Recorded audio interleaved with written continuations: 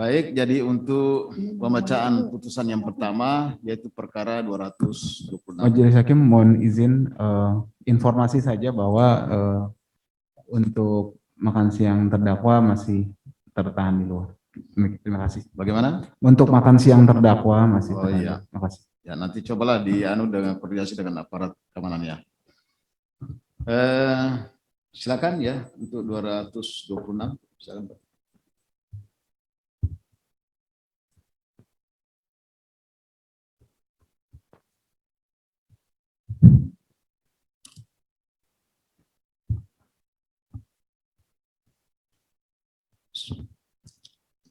Baik, saya bacakan.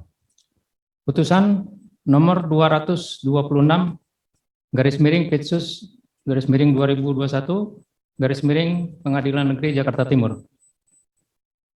Demi keadilan berdasarkan ketuhanan yang Maha Esa, Pengadilan Negeri Jakarta Timur yang memeriksa dan mengadili perkara pidana dengan acara pemeriksaan biasa pada tingkat pertama telah menjatuhkan putusan dalam perkara atas nama terdakwa Moh Rizik bin Sayyid Hussein Shihab alias Habib Muhammad Rizik Shihab.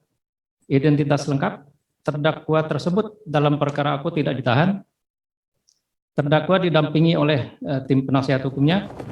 Pengadilan negeri tersebut telah membaca berita acara pemeriksaan pendahuluan dari penyidik Direktorat Tindak Pidana Umum pada Badan Reserse Kriminal Umum Kepolisian Negara Republik Indonesia beserta semua surat yang berkenaan dengan berkas perkara aku, telah mendengarkan keterangan saksi-saksi, baik saksi A-charge maupun saksi A-discharge, dan pendapat terdakwa atas keterangan saksi-saksi tersebut.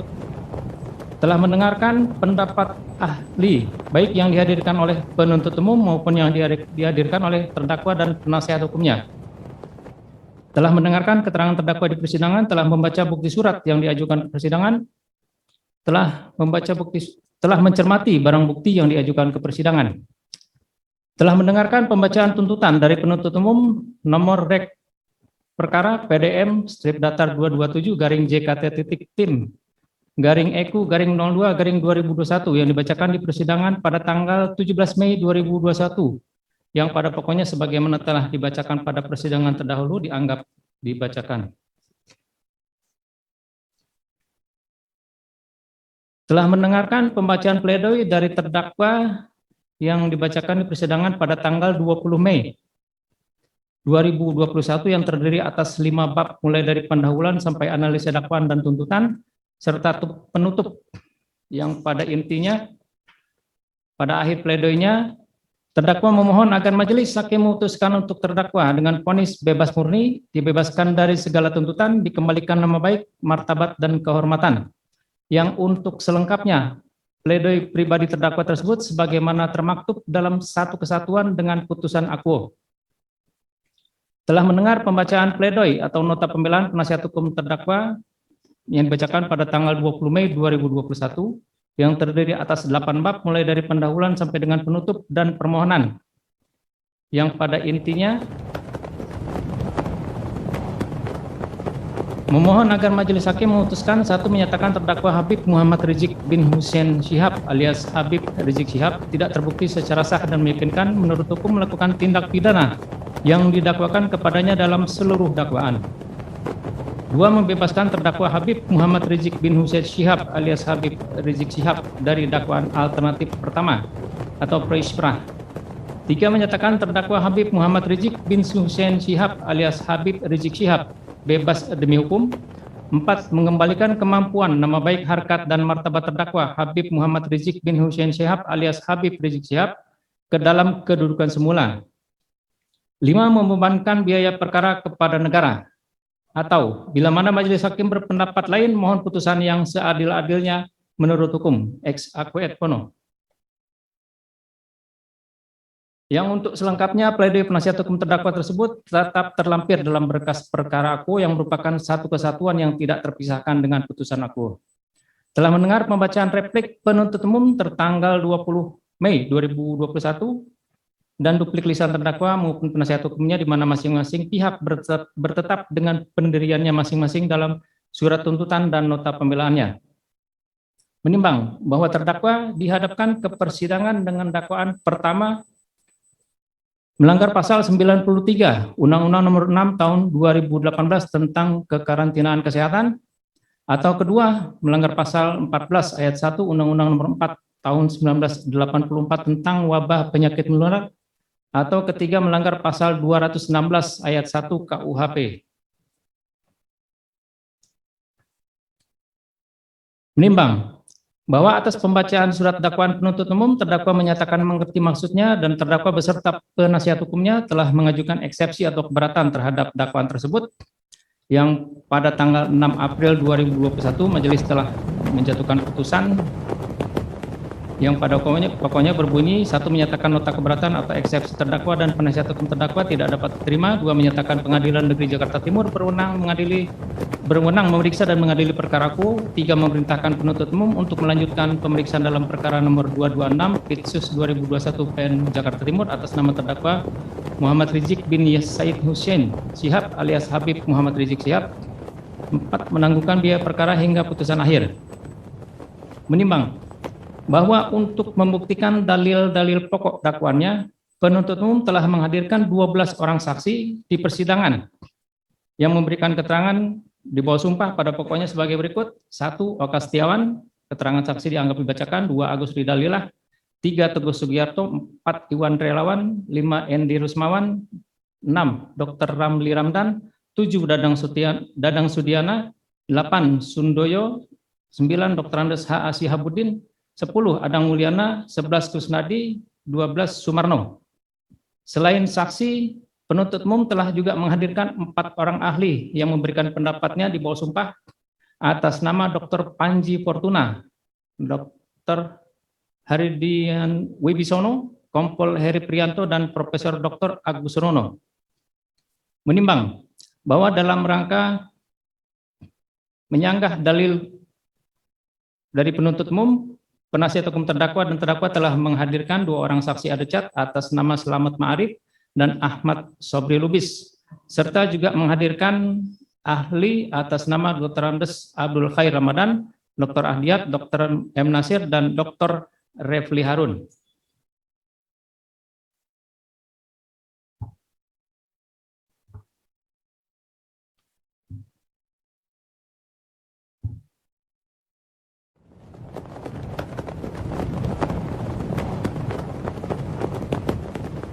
Kami langsung kepada pertimbangan hukum dari perkara ini.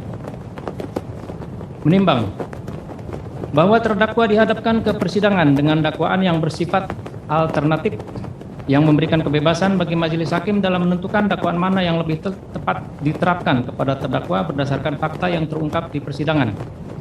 Menimbang bahwa dakwaan alternatif pada dasarnya bersifat fait accompli bagi penuntut umum maupun majelis hakim dalam menghadapi perkara yang diajukan kepadanya, yang mau tidak mau harus memilih di antara beberapa dakwaan mana yang harus dinyatakan terbukti, yang pada galibnya justru membuat penuntut umum, majelis hakim, dan majelis hakim tidak bebas. Menimbang bahwa oleh karena itu dan demi azas fair trial, majelis hakim akan mempertimbangkan susunan dakwaan penuntut umum sebagaimana layaknya surat dakwaan yang disusun secara subsidiaritas, sehingga majelis hakim akan mempertimbangkan dakwaan mulai dari dakwaan pertama yang apabila terbukti maka dakwaan berikutnya tidak perlu dipertimbangkan lagi. Demikian juga apabila dakwaan pertama tidak terbukti maka dakwaan kedua akan dipertimbangkan, dan begitu selanjutnya sampai dengan dakwaan ketiga. Menimbang bahwa dengan demikian majelis hakim akan mempertimbangkan dakwaan pertama terlebih dahulu, yaitu melanggar pasal 93 Undang-Undang Nomor 6 Tahun 2018 tentang kekarantinaan kesehatan. Tentang dakwaan ke-1 melanggar pasal 93 Undang-Undang Nomor 6 Tahun 2018 tentang kekarantinaan kesehatan, lebih menekankan pada adanya suatu keadaan ketidakpatuhan orang terhadap suatu penyelenggaraan kekarantinaan kesehatan sebagaimana dimaksud pasal 1 angka 1, yaitu upaya mencegah dan menangkal keluar atau masuknya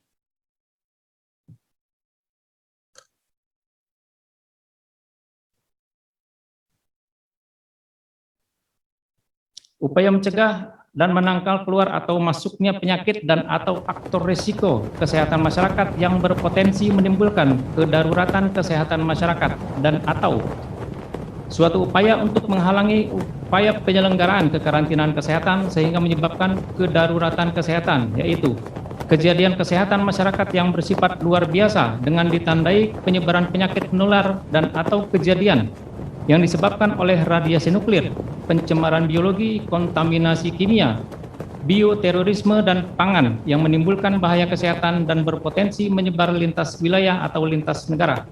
Pasal 1 angka 2. Menimbang bahwa dakwaan pertama melanggar pasal 93 Undang-Undang Nomor 6 Tahun 2018. Unsur-unsurnya diuraikan sebagai berikut. 1. Setiap orang. 2. Tidak mematuhi penyelenggaraan kekarantinaan kesehatan sebagaimana dimaksud dalam pasal 9 ayat 1 dan atau menghalang-halangi penyelenggaraan kekarantinaan kesehatan sehingga 3.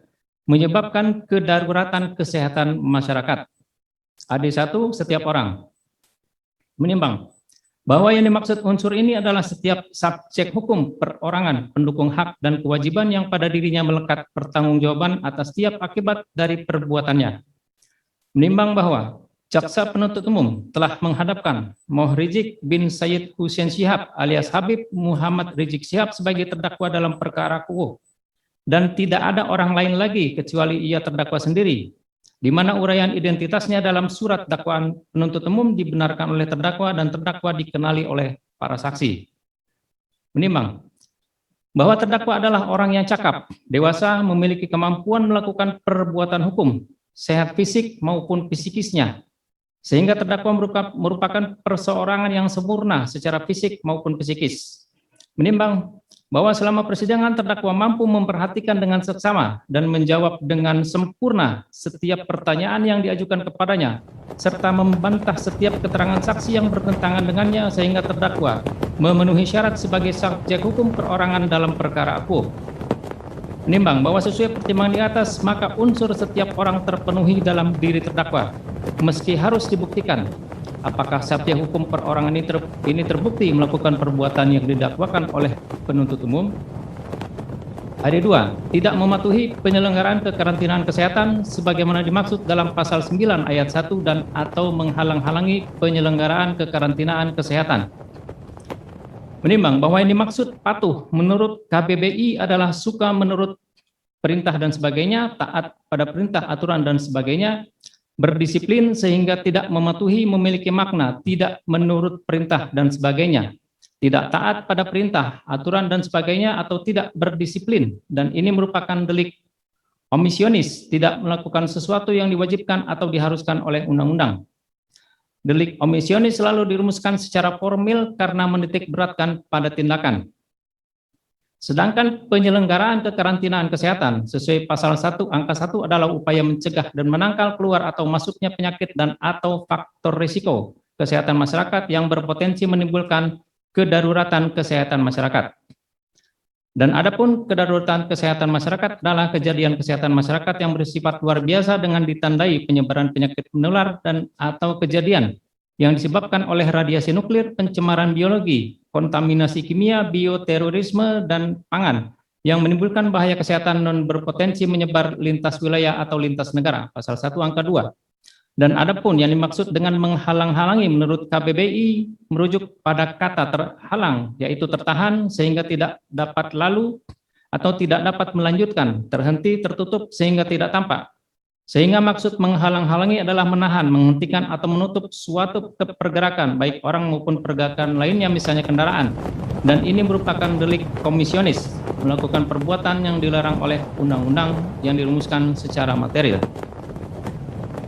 Menimbang bahwa dari fakta persidangan terungkap bahwa pada Selasa 10 November 2020 terdakwa pulang dari Saudi Arabia bersama istri dan 2 orang anaknya tiba di Terminal 3 Bandara Soekarno-Hatta dan kemudian melewati pemeriksaan KKP untuk pengecekan dokumen kesehatan yang dilakukan oleh Dr. Rima dan Dr. Heriani dari KKP perwakilan dari Kementerian Kesehatan dan berdasarkan dokumen kesehatan dari otoritas Saudi Arabia.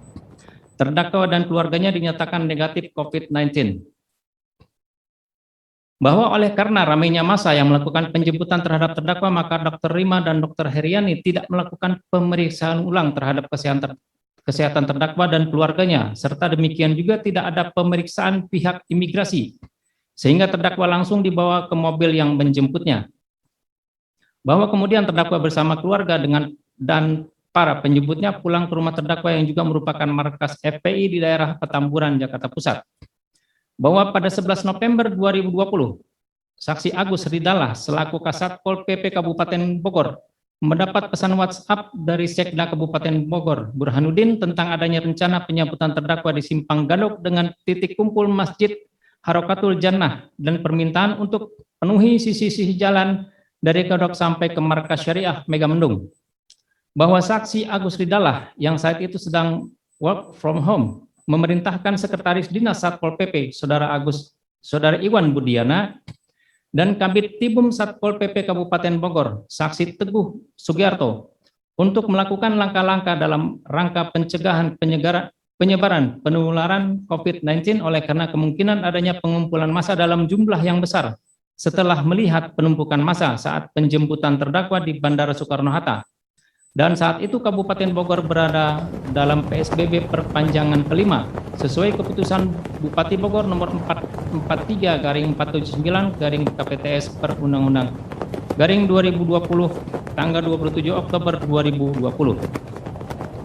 Bahwa pada hari Jumat 13 November 2020 sejak subuh massa dari berbagai ragam kelompok dan dari luar Megamendung telah berkumpul di Simpang Gadok menunggu kedatangan terdakwa sebagaimana keterangan saksi-saksi Teguh Sugiarto, Iwan Relawan, Endi Rusmawan, dan Dadang Sudiana.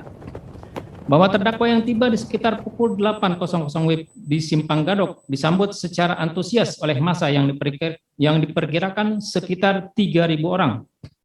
Video keterangan saksi Teguh Sugiarto dan Endi Rusmawan yang menyebabkan kemacetan luar biasa pada bagian sisi jalur jalan arah ke puncak sehingga mobil terdakwa berjalan perlahan diiringi mobil yang ditumpangi oleh saksi Slamet Ma'arif dan saksi Kiai Haji Ahmad Sabri Lubis. Bahwa melihat antusiasme massa yang menyambut terdakwa keluar melalui sunroof di atas mobil dan melambaikan tangannya membalas sapaan massa, tetapi terdakwa tidak mengucapkan kalimat apapun baik berpidato maupun mengingatkan tentang protokol kesehatan untuk 3M. Bahwa rombongan terdakwa berjalan tersendat oleh karena membludaknya massa penyambut dan banyak yang tidak memperdulikan prokes seperti memakai masker, menjaga jarak maupun mencuci tangan, baik massa penjemput maupun masyarakat sekitar yang ingin melihat iring-iringan terdakwa menuju ke Ponpes Markas Syariah. Bahwa membludaknya massa penjemput mengakibatkan arus lalu lintas dari arah Ciawi dan Gadok menuju Puncak atau Megamendung terhambat oleh kerumunan massa pada satu jalur. Bahwa terdakwa tiba di Ponpes hampir menjelang masuk waktu sholat Jumat, di mana yang masuk pesantren hanya rombongan terdakwa yang berangkat dari Jakarta ditambah mobil yang ditumpangi saksi Ahmad Sabri Lubis dan saksi Slamet Ma'arif. Bahkan 3 orang jamaah yang ikut di mobil saksi Slamet Ma'arif tidak diperkenankan masuk ke dalam pesantren. Bahwa sholat Jumat dilakukan dengan tetap menerapkan protokol kesehatan. Bahwa ba'da salat Jumat dilanjutkan dengan peletakan batu pertama pembangunan Masjid Pondok Pesantren Markas Syariah yang diikuti tausiah dari Ustadz Abdul Somad yang diundang oleh DPP FPI. Bahwa setelah semua proses selesai, terdakwa beristirahat di rumah yang ada di kawasan pesantren dan kembali ke Jakarta pada malam harinya karena ada rencana acara Maulid Nabi SAW di Petamburan pada esok harinya. Bahwa Pondok Pesantren Markas Syariah telah menerapkan lockdown sejak merebaknya pandemi COVID-19 di mana orang tua santri tidak diperbolehkan menjenguk santri dan hanya orang pondok atau tamu khusus yang diperbolehkan masuk ke dalam pondok pesantren. Bahwa saksi Teguh Sugiarto selaku petugas Satgas COVID-19 Kabupaten Bogor telah mendapat perintah dari saksi Agus Ridallah untuk melakukan langkah antisipasi terhadap kemungkinan membludaknya massa penjemput terdakwa mulai dari Simpang Gadok sampai Ponpes Markas Syariah. Bahwa tim Satgas COVID-19 Kabupaten Bogor sudah sejak lama meletakkan spanduk dan banner himbauan untuk mematuhi protokol kesehatan, memakai masker, menjaga jarak, dan mencuci tangan, terutama untuk di sisi jalan menuju puncak, karena merupakan kawasan wisata favorit dan dari laporan petugas di lapangan tidak ada spanduk atau banner yang dirusak atau dicopot oleh massa penjemput. Bahwa saksi Iwan Relawan selaku koordinator penegakan hukum dan pendisiplinan Satgas COVID-19 tingkat Kecamatan Megamendung yang mendapat perintah dari saksi Endi Rusmawan selaku ketua Satgas COVID merangkap sebagai camat Megamendung telah membuat banner dan umbul-umbul berisi himbauan untuk mematuhi protokol kesehatan yang diletakkan di pinggir jalan mulai dari Simpang Gadok sampai ke Pondok Pesantren. Dan banner maupun umbul-umbul yang dipasang saksi Iwan Relawan masih terpasang utuh, tidak mengalami kerusakan. Bahwa tim Satgas COVID-19 Kabupaten Bogor melalui camat dan Ketua MUI Megamendung mengirimkan surat kepada pihak Ponpes bahwa Dinkes Kabupaten Bogor akan melakukan rapid test pada tanggal 29 November 2020. Namun dijawab oleh pihak Ponpes bahwa para guru dan santri telah dilakukan rapid test oleh pihak Mercy pada 21 November 2020. Sehingga akhirnya tim Dinkes Kabupaten Bogor melakukan penyemprotan disinfektan sepanjang jalan masuk ke Ponpes dan di dalam Ponpes itu sendiri. Bahwa ternyata pemerintah Kabupaten Bogor memperpanjang status PSBB melalui keputusan Bupati Bogor nomor 443/527/KPTS/per/UU/2020 tanggal 20 November 2020 tentang perpanjangan ke-6 pemberlakuan pembatasan sosial berskala besar pra-adaptasi kebiasaan baru menuju masyarakat sehat, aman dan produktif di Kabupaten Bogor dari tanggal 26 November 2020 sampai dengan tanggal 23 Desember 2020. Menimbang bahwa dari uraian fakta sebagaimana tersebut di atas telah ternyata ada suatu ketidaktaatan dan ketidakdisiplinan massa terhadap protokol kesehatan dalam masa pandemi COVID-19 mulai dari Simpang Gadok sampai dengan Pondok Pesantren Markas Syariah. Padahal Kabupaten Bogor saat itu sedang menyelenggarakan tindakan kekarantinaan kesehatan sebagaimana dimaksud pasal 15 ayat 2 Undang-Undang Nomor 6 Tahun 2018, yaitu tindakan kekarantinaan kesehatan sebagaimana dimaksud pada ayat 1 dapat berupa A. Karantina, isolasi, pemberian vaksinasi dan profilaksis, rujukan, disinfeksi dan atau dekontaminasi terhadap orang sesuai indikasi. B. Pembatasan sosial berskala besar. C. Disinfeksi, dekontaminasi, disinseksi dan atau deratisasi terhadap alat angkut dan barang dan atau D. Penyehatan, pengamanan dan pengendalian terhadap media lingkungan. Menimbang bahwa meskipun secara faktual tidak ada suatu tindakan yang bersifat menghalang-halangi dalam penyelenggaraan kekarantinaan kesehatan baik oleh masa penjemput maupun pihak Ponpes, namun karena elemen unsur ini bersifat kumulatif alternatif dan telah ternyata ada pelanggaran prokes berupa pengabaian aturan memakai masker, menjaga jarak dan mencuci tangan atau menggunakan hand sanitizer, maka unsur ini berdasarkan rangkaian kejadian sebagaimana terurai di atas menurut majelis hakim telah terpenuhi menurut hukum. Ada 3 menyebabkan kedaruratan kesehatan masyarakat. Menimbang bahwa ini maksud dengan kedaruratan kesehatan masyarakat sesuai ketentuan pasal 1 angka 2 adalah kejadian kesehatan masyarakat yang bersifat luar biasa dengan ditandai penyebaran penyakit menular dan atau kejadian yang disebabkan oleh radiasi nuklir, pencemaran biologi, kontaminasi kimia, bioterorisme dan pangan yang menimbulkan bahaya kesehatan dan berpotensi menyebar lintas wilayah atau lintas negara pasal 1 angka 2. Menimbang bahwa menurut majelis hakim suatu kedaruratan kesehatan masyarakat tidaklah dapat dipahami dari sisi yuridis sebagaimana bunyi pasal dalam suatu undang-undang, karena hal tersebut merupakan kapasitas ahli di bidang kesehatan, tidak semata pertimbangan secara yuridis. Menimbang bahwa penetapan COVID-19 oleh WHO sebagai suatu pandemik mau tidak mau harus disikapi oleh pemerintah Indonesia dengan menerapkan status COVID-19 sebagai bencana nasional melalui keputusan Presiden nomor 12 tahun 2020. Penetapan ini juga tentunya diikuti dengan aturan setingkat menteri agar menjadi panduan bagi pemerintah provinsi dan atau kabupaten kota demi menghindari penyebaran virus COVID-19 yang hingga saat ini belum ditemukan obatnya.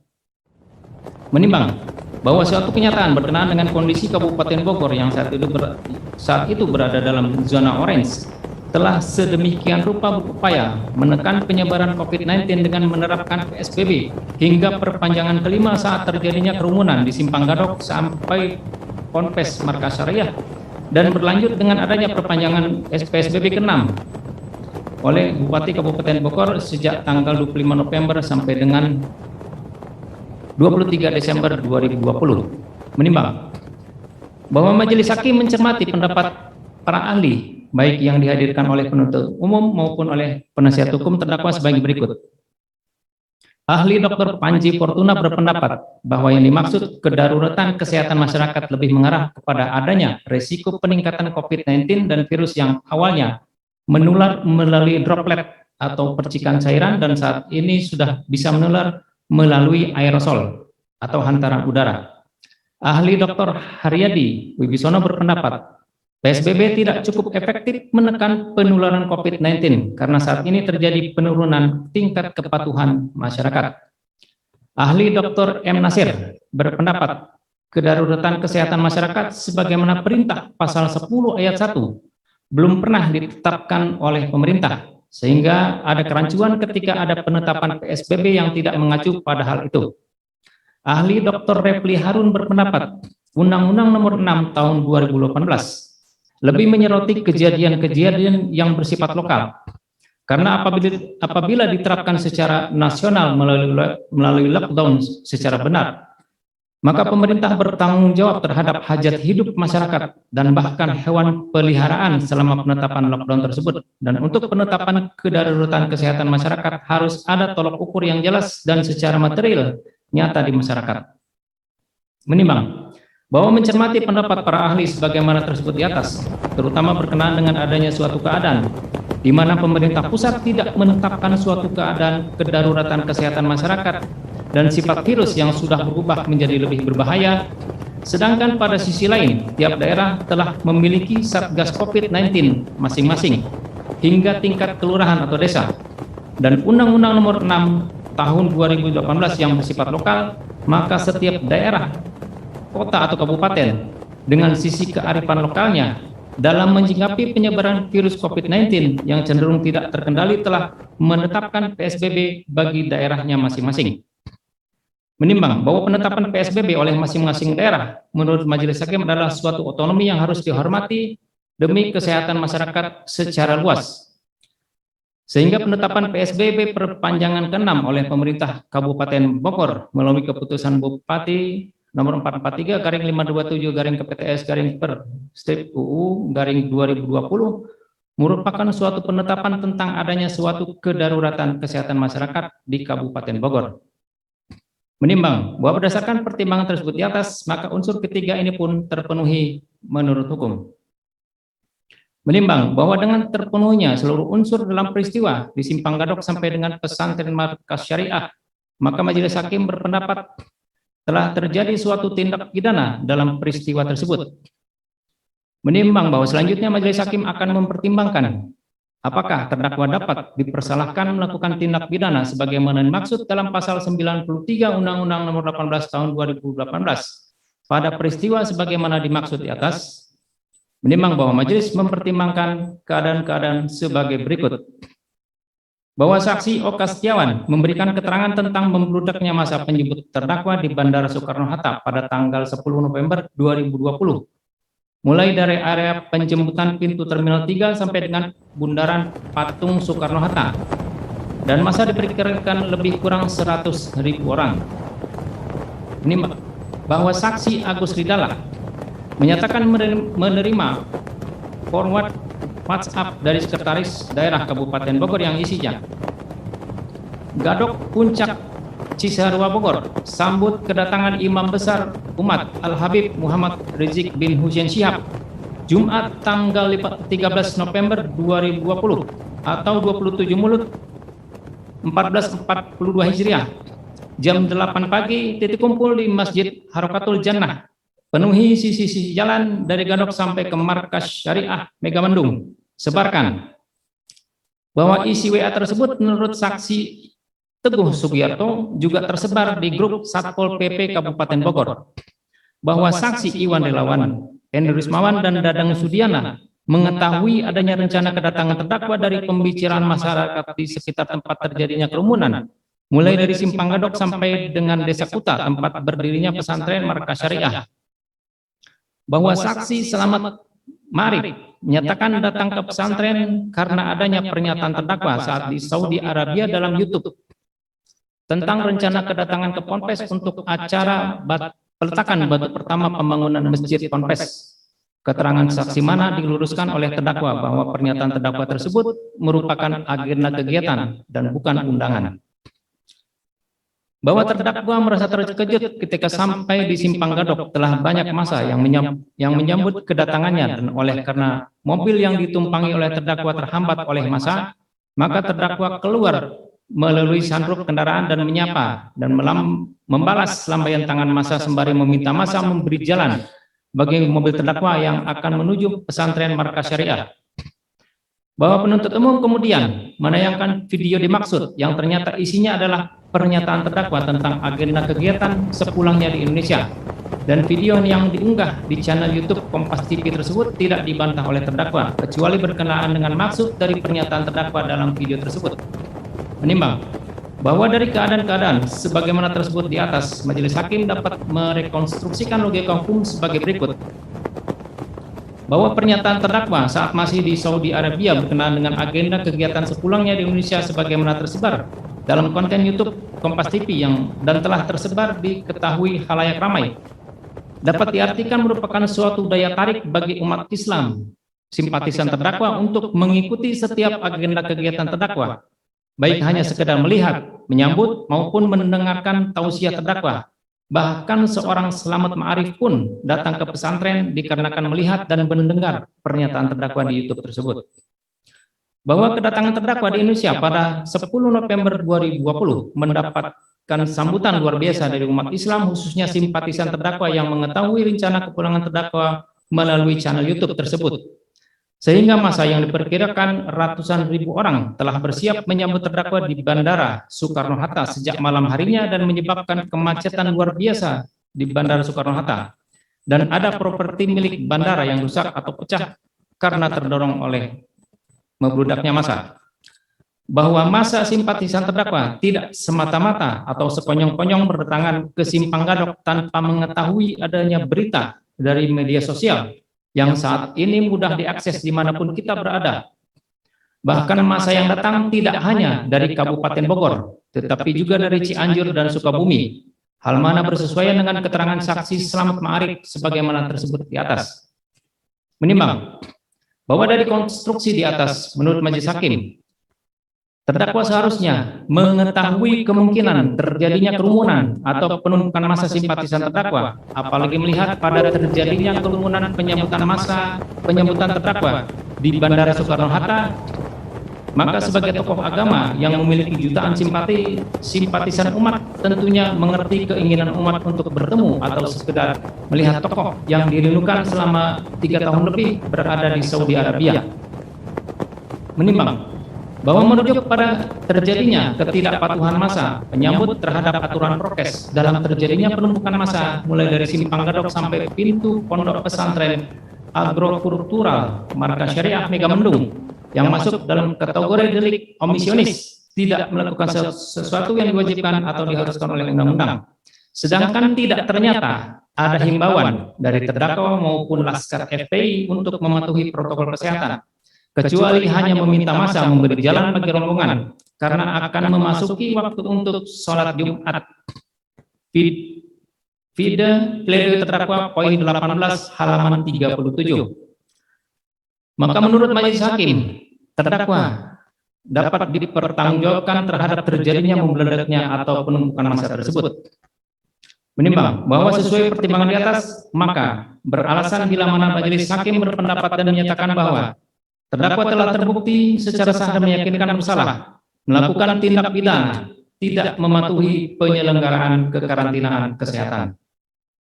Menimbang bahwa dengan terbuktinya dakwaan pertama penuntut umum, maka dakwaan selebihnya dikesampingkan. Menimbang bahwa dengan demikian majelis hakim tidak sependapat dengan pledoi terdakwa pada halaman 41 tentang penafsiran kedaruratan kesehatan masyarakat yang mengharuskan adanya penyelidikan epidemiologis dan penetapan berdasarkan peraturan pemerintah berkenaan dengan itu, oleh karena pertama, bahwa mensitir pendapat ahli Dr. Panji Fortuna tentang risiko peningkatan COVID-19 yang saat ini sulit dikendalikan dan bahkan sampai pada tahap anjuran untuk herd immunity.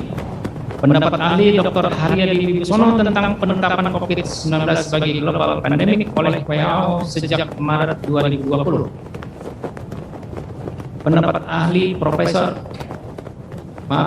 pendapat ahli Dr. Refli Harun yang berpendapat bahwa Undang-Undang Nomor 8 tahun 2018 lebih pada situasi lokal. Sehingga dengan mensisir pendapat para ahli tersebut di atas, maka COVID-19 yang telah ditetapkan sebagai global pandemic tidak hanya menjadi urusan negara atau pemerintah pusat, tetapi juga merupakan tanggung jawab semua lapisan masyarakat, mulai dari pusat hingga daerah. Bahkan sampai pada munculnya adagium Salus Populi Suprema Lex Esto, keselamatan rakyat merupakan hukum tertinggi. Adagium mana mengejawantah pada banyak pemerintah daerah yang mengambil kebijakan berbeda dengan kebijakan pemerintah pusat. Misalnya penerapan lockdown oleh pemerintah Kota Tegal pada masa-masa awal berjangkitnya COVID-19. Sehingga menurut majelis, pendapat terdakwa hanya bersifat teoritis meski tercantum dalam bunyi pasal 10 undang-undang termaksud. Menimbang bahwa demikian juga pledoi penasihat hukum terdakwa pada bagian alinea 2 halaman 119 berkenaan dengan keharusan penetapan kedaruratan kesehatan masyarakat oleh pemerintah. Namun mengambil alih pertimbangan di atas berkenaan dengan pendapat terdakwa dalam pledoinya, majelis hakim menolak pendapat penasihat hukum terdakwa tersebut. Menimbang bahwa selama persidangan majelis tidak menemukan adanya alasan pemaaf maupun pembenar yang dapat menghapuskan pertanggungjawaban pidana pada diri terdakwa, maka terdakwa harus mempertanggungjawabkan kesalahannya. Menimbang bahwa sebelum menjatuhkan pidana atas diri terdakwa akan dipertimbangkan hal-hal sebagai berikut. Bahwa tugas hakim adalah menerima, memeriksa dan mengadili serta menyelesaikan semua perkara yang diajukan kepadanya, dan hakim tidak boleh menolak untuk memeriksa perkara, mengadili perkara dan memutuskan perkara yang diajukan dengan alasan hukum tidak ada atau kurang jelas, melainkan wajib memeriksa serta mengadilinya. Azas mana dikenal dengan istilah ius curia nocet, merupakan penegasan bahwa hakim hanya memeriksa perkara yang diajukan kepadanya dan tidak memeriksa bahkan mengadili perkara di luar hal yang tidak diajukan kepadanya. Sebagaimana penasihat hukum terdakwa dan terdakwa yang memekarkan beberapa kejadian kerumunan massa, baik untuk kegiatan keagamaan maupun kegiatan kenegaraan, bahkan kegiatan pribadi yang dilakukan oleh tokoh agama, tokoh pemerintah maupun tokoh publik. Hal mana bukan merupakan kewenangan hakim untuk menentukan dapat tidaknya dilakukan penyelidikan, penyidikan, dan penuntutan ke depan persidangan. Karena hal itu bergantung sepenuhnya kepada penerapan rastra sewa utama. Polri adalah abdi utama daripada nusa dan bangsa, yang artinya mengutamakan kepentingan nusa dan bangsa dengan tidak membeda-bedakan perlakuan terhadap golongan. Melekat pada kepolisian dan azas dominus litis pada penuntut umum sebagai pengejawantahan azas satu dan tidak terpisahkan. And in on the barhead, yang artinya penuntut umum sebagai pemilik perkara yang mewakili kepentingan negara memiliki kewenangan diskresi menentukan dapat tidaknya suatu perkara diajukan kepada hakim yang melekat pada Kejaksaan Negara Republik Indonesia. Bahwa penjatuhan sanksi hukum berdasarkan suatu ketentuan undang-undang tidak hanya bicara tentang keadilan, tetapi juga kepastian hukum dan kemanfaatan, yang artinya tidak hukum ansih, melainkan harus melihat secara komprehensif tentang terciptanya suatu orde atau ketertiban yang merupakan tujuan utama norma hukum. Dan untuk maksud itu, penjatuhan sanksi hukum bagi seorang pelaku tindak pidana merupakan upaya penjeraan bagi terdakwa yang notabene sebagai tokoh inkasu dalam keadaan saat ini yang mewajibkan penerapan protokol kesehatan dengan memakai masker,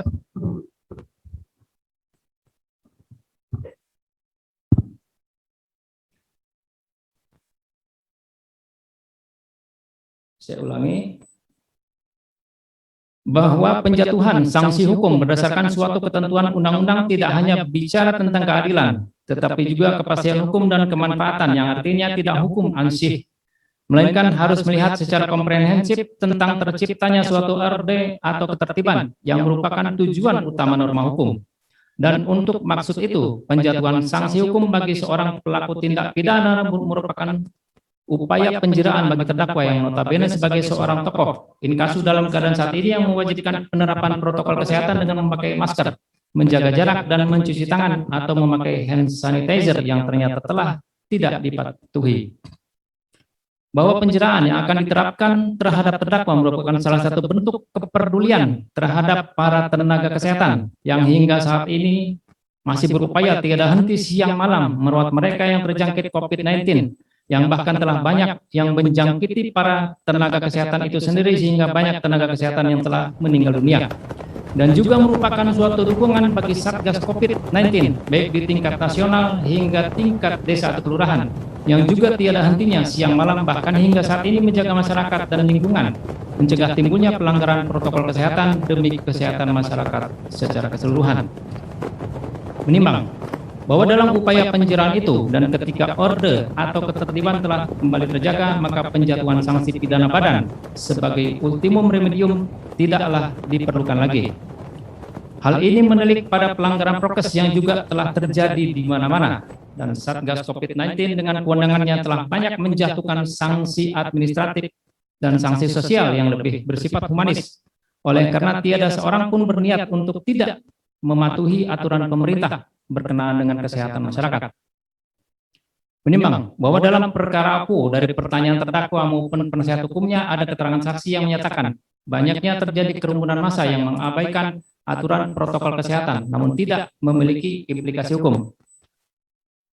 Menimbang bahwa mencermati fenomena tersebut, majelis berpendapat sebagai berikut. 1.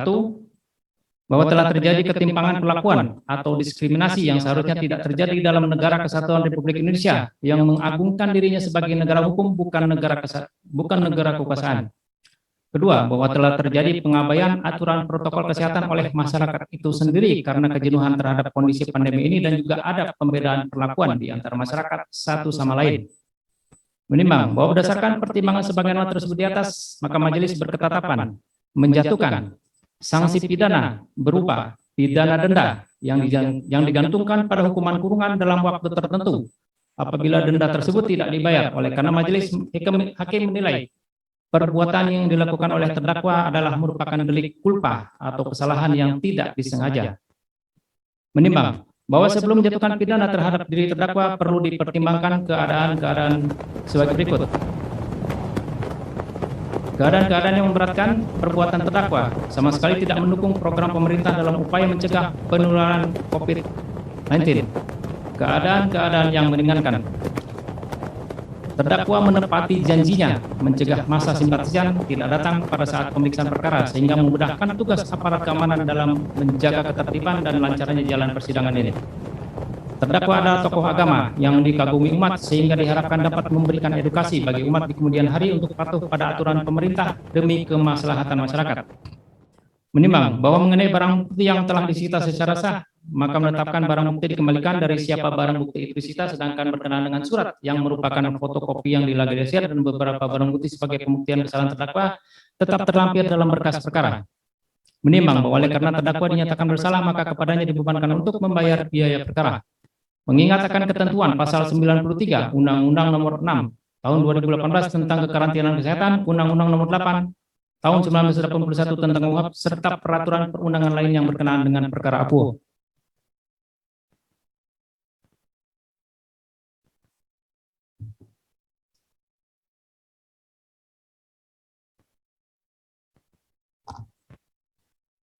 Mengadili, menyatakan terdakwa Muhammad Rizik bin Said Hussein Shihab alias Habib Muhammad Rizik Shihab telah terbukti secara sah dan meyakinkan bersalah melakukan tindak pidana tidak mematuhi penyelenggaraan kekarantinaan kesehatan. 2.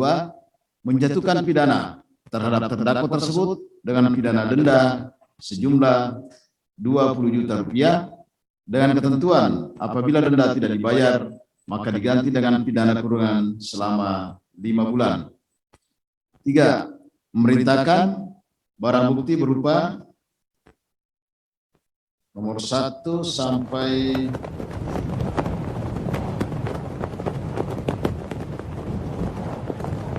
nomor 4.1 dikembalikan kepada saksi Iwan Relawan Esos.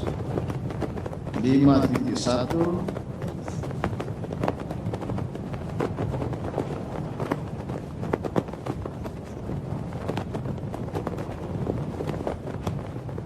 sampai 69.1 tetap terlampir dalam berkas perkara. 4 keempat, membebankan biaya perkara terhadap terdakwa sejumlah Rp5.000. Demikian diputuskan dalam rapat permusyawaratan Majelis Hakim Pengadilan Negeri Jakarta Timur pada hari Jumat tanggal 21 Mei 2021 oleh kami Suparmanyo Pak SKMH sebagai Ketua Majelis, Muhammad Johan Arifin SH dan Agam Sarif Baharudin SKMH masing-masing sebagai hakim anggota. Putusan mana diucapkan dalam persidangan dinyatakan terbuka untuk umum pada hari Kamis tanggal 27 Mei 2021 oleh Majelis Hakim tersebut dibantu Irsaf Lubis SK Panitera Pengganti, dihadiri Sanan Tanjung BSC SK dan kawan-kawan, Jaksa Penuntut Umum pada Kejaksaan Negeri Jakarta Timur di hadapan terdakwa didampingi tim penasehat hukumnya. Jadi untuk perkara nomor 276 itu ya, itulah pendapat Majelis Hakim yang dibacakan tadi.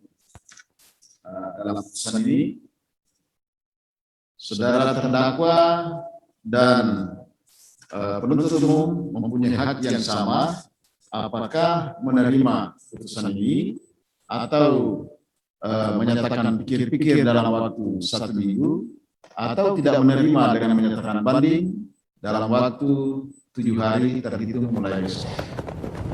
Terhadap terdakwa dulu bagaimana sikapnya terhadap putusan ini? Pikir-pikir ya. Penuntut umum pikir-pikir, waktunya 1 minggu terhitung mulai besok.